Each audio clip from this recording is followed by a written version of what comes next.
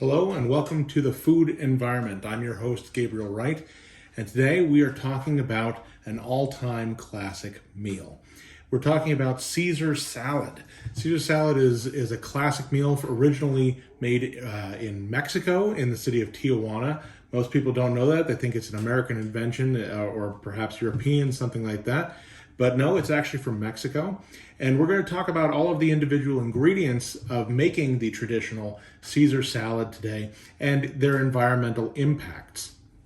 It's very important to realize that when you're talking about food, all food has a environmental impact of some sort. So we can easily say that, one thing is better than the other, but there's a lot of variation in each individual food item, especially when we're talking about natural products like produce, when we're talking about products that come directly from fruits or vegetables. What I wanted to talk to you about was some of the variety, some of the options that maybe you have if you're going to recreate this dish for yourself. Some of the options you have to maybe make it a little bit more eco-friendly as well. So let's start by talking about lettuce. Romaine lettuce is the classic lettuce to use in a Caesar salad. And most people think of lettuce as an extremely environmentally friendly thing because it's produce, right? Well, yes and no. I mean, it's perhaps more environmentally friendly than, eating a steak or something like that. But what people don't think about, what people don't realize is that lettuce, first of all, uses a lot of water. It has a very high water content. And lettuce is also not a particularly easy crop to grow. When you factor in things such as food waste, which is often the case with crops like lettuce, because there are oftentimes bacterial outbreaks which prevent lettuce from being able to be sold at the market, which means entire crops go to waste. They go right out the door, or right into the trash, I mean to say. The environmental impact of a crop like lettuce is actually pretty high as far as vegetables go. If you have the option in any given dish where it calls for lettuce, using different crops such as cabbages or Brussels sprouts or something along those lines are actually much more environmentally friendly because they grow a lot easier. They're much less likely to be wasted and thrown away. And they have a longer shelf life as well. So let's talk about the dressing. Caesar dressing is made up of only a couple of ingredients, really. It's very simple recipe. The primary things that go into it are anchovy. That's kind of what gives it a salty tang there. Olive oil, Parmesan cheese, and egg. And all of these elements are whipped together. Sometimes people add a little bit of lime. Sometimes they add garlic as well. But the basis of the recipe is in those ingredients. So let's talk about anchovies for a moment here. Anchovy is a very small fish. Anchovies are an extremely impactful fish when we're talking about the environment. Anchovies are a small fish, a feeder fish, and which means that larger fish eat anchovies. And when humans come in and basically take all of these feeder fish out of an environment and use them for themselves, it leaves these larger fish with nothing to eat. And it can actually cause entire ecosystem collapses. And that's a big deal. In fact, this very recently happened in 2017 off the coast of California, where we overfished the anchovies, and there was a massive collapse of the ecosystem that occurred, and we had to put into place a system that allowed the anchovy population to come back naturally.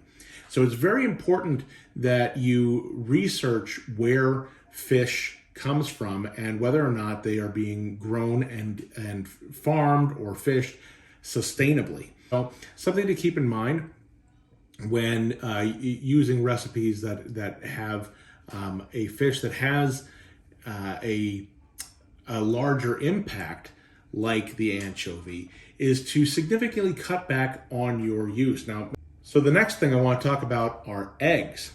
Eggs are an excellent food that are produced by hens. With you feed them a bit of grain, or in the case of like free range eggs, chickens are allowed to roam freely. and eat insects and things like that, and they produce eggs. Well, eggs are a interesting subject because it's actually a little bit counterintuitive. Everybody thinks free-range eggs are better, right? And they're probably tastier, they're better for the environment, right? Wrong. So it's an interesting thing. When it comes to environmental impact, actually those big market chain, big egg farms per chicken essentially wind up actually producing less greenhouse gases. And the reason for that is they're much more energy and feed efficient.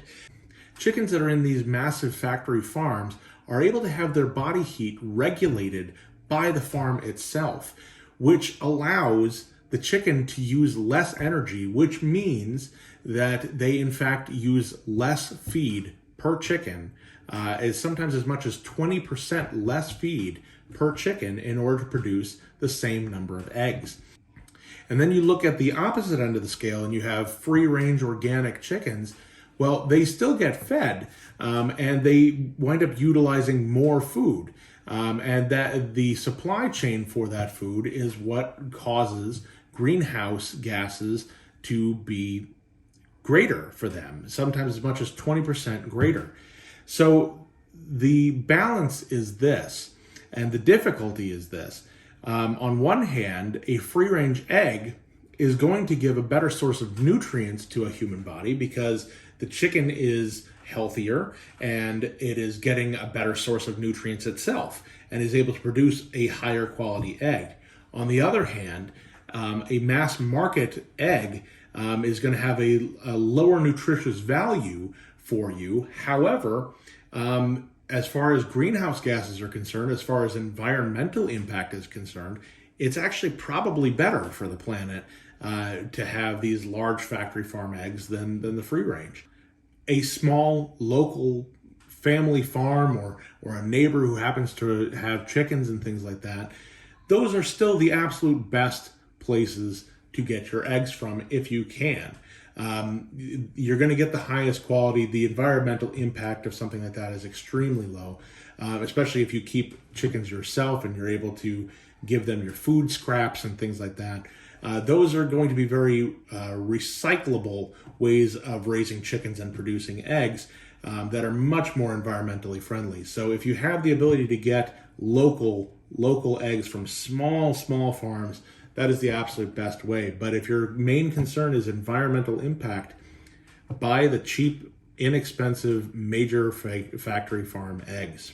The next big ingredient that we need to talk about is Parmesan cheese. Cheeses in general have a fairly large environmental impact. Cheese is made from milk. Milk is made by either dairy cows or sheep.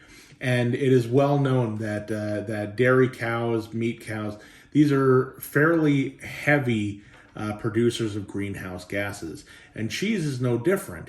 In fact, it gets worse and it gets more impactful the harder the cheese is and the more aged the cheese is. Because, at least in America anyway, typically speaking, cheese needs to be refrigerated at a certain temperature in order to keep certain bacteria from growing on it and allow it to age properly. Well, keeping the cheese cooler requires refrigeration, which also releases greenhouse gases. It's a little bit of a better situation in Europe, where cheese production is often done in underground cellars, in smaller batches and things like that, which allow for less greenhouse gas being used. But when we're talking about something like Parmesan cheese, which is a very aged, a very hard cheese, it is a pretty impactful cheese when we're talking about the environment. So keep in mind that using Parmesan cheese in a limited way is an important thing when we're talking about being conscientious of how we eat so that we impact the environment as little as we possibly can. And the last ingredient that I want to talk to you about is olive oil. Now, olive oil is something that's been around for ages. It's made directly by cold pressing olives, which is a natural fruit, grows in the Mediterranean naturally and without a whole lot of effort from humanity. Humans have been able to harvest this for thousands of years, and the environmental impact of it has been moderate. It has been low to moderate for thousands of years. However, it is important to recognize that modern farming has done quite a lot to the olive oil business. So when we're talking about small batch olive oils that are made in the Mediterranean from very old trees in what are called traditional landscape farming, these are very low impact. They are very energy efficient. They are water efficient. The trees are spread out. They are allowed to grow naturally. And typically in these circumstances, very few artificial fertilizers are utilized. And it is just generally a much more natural and less impactful way of doing things. But of course, the demand for olive oil around the globe is humongous. So it's important to recognize that a lot of larger farms have set up to grow in much smaller spaces. The number of trees that are grown is much, much greater. The water use is greater. The fertilizer use is greater. And all of these things, and fertilizers, of course, can seep into groundwater, and it is a much more impactful way of growing and producing olive oil. So when it comes to olive oil, you can make a good choice when it comes to olive oil, but you should choose smaller olive oil makers, more artisanal olive oil makers. Yes, it's probably going to be more expensive, but you get two benefits of that. One is you know that you're making less of an impact on the environment itself, and the other benefit is that the olive oil is probably going to be of a significantly greater quality. Those small batch farms make really, really delicious olive oils, and especially when you're talking about a salad dressing, something that really needs that good, clean olive oil flavor, Caesar dressing like this, a higher quality olive oil is exactly what you want.